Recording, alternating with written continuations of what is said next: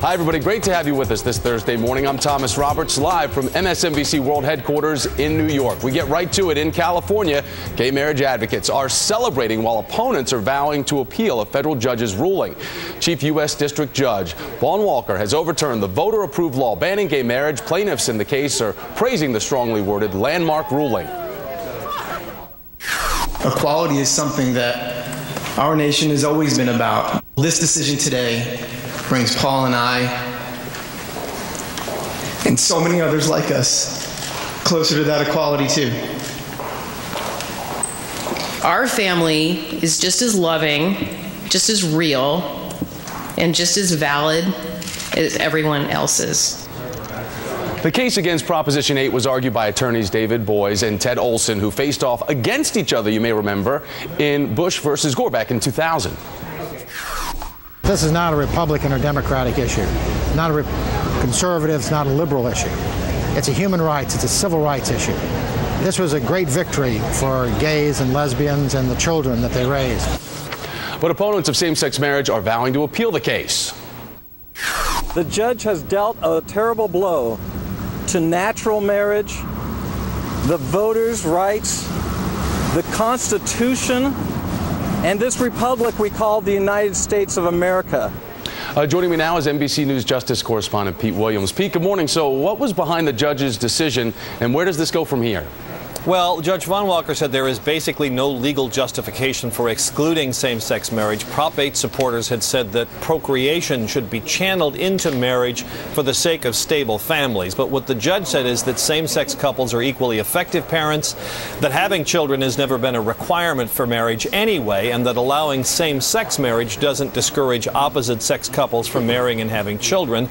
He said the exclusion of same-sex marriage is based on outmoded male-dominated notions of the roles of the genders in marriage, and he said the genders are now equal. So he said what you're left with, in his view, is that the only justification is moral disapproval, which the Constitution doesn't permit. Now, he did put a hold on the effect of his own ruling, so no gay marriages right now, no new ones.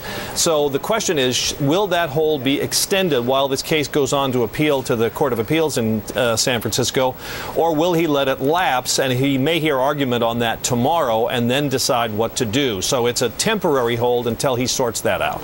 Pete Williams in Washington for us. Pete, thank you. So how will the Prop 8 ruling register on the political Richter scale this fall? I'm joined now by MSNBC contributor and former DNC Communications Director Karen Finney and MSNBC political analyst Pat Buchanan. Thanks for joining us this morning, Pat. I want to get straight to this. The impact on President Obama. What do you think it's going to have? Well, it's not going to be good on his party. I don't know about the president himself, but the president has said that he believes marriage is between a man and a woman. But, Thomas, this is a disaster for his party. It elevates the most blazing social issue the social conservatives have going into the fall campaign. It will fire them up. At the same time, it's a clear example of judicial activism. Here's a judge who found something in the 14th Amendment that nobody ever saw there, including the people who wrote it. It overturns a decision of 7 million voters in California. I think around the country, there's no doubt some people will support this decision, but I think it's a disaster for the Democrats because it will divide their party.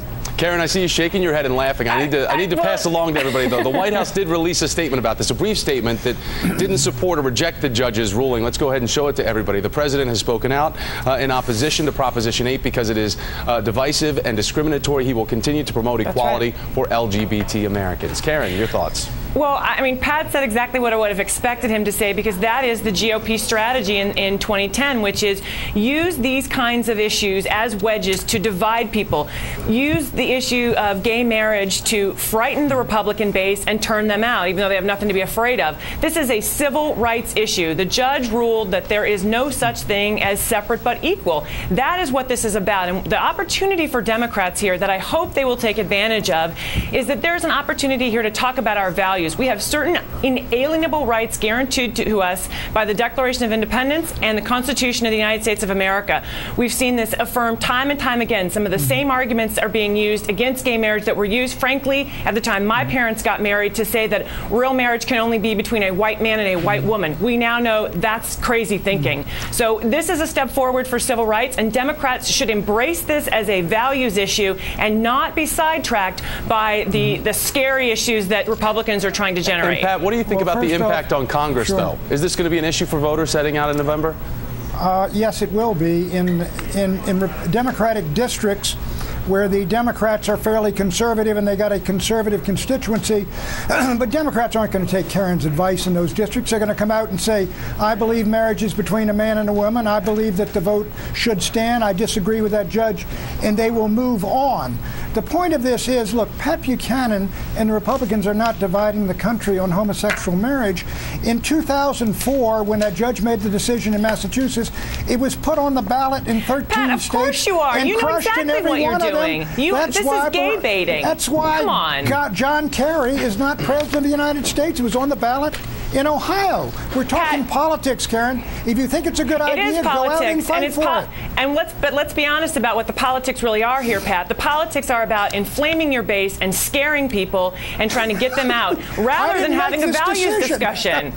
I didn't. But you guys know what you're. It's the same thing that you're trying when you talk about repealing parts of the 14th Amendment. Let's talk about the values. Look, if the 14th Amendment said it allows homosexual marriage or requires it, it would never have passed, Karen. The Declaration of the Independence says life, liberty, and the pursuit of happiness, and the Constitution, the 14th Amendment, says equal protection under the law for every American. It is not about separate but equal, Pat. Guys, is not gotta equal, wrap Pat. it up here. It's about equality, though. Let's not go ahead with labels here. And it's liberty. about equality. It's about equality life, and liberty, and the pursuit of happiness. And speaking of going and the pursuit of happiness, I have to pursue on with our show. All right, Thomas, who says that homosexual marriage is equal to normal marriage other than Thomas and Karen?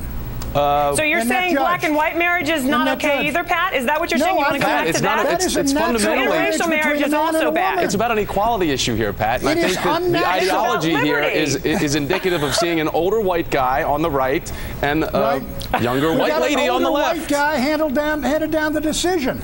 Oh, well, yeah. And he happened to be gay.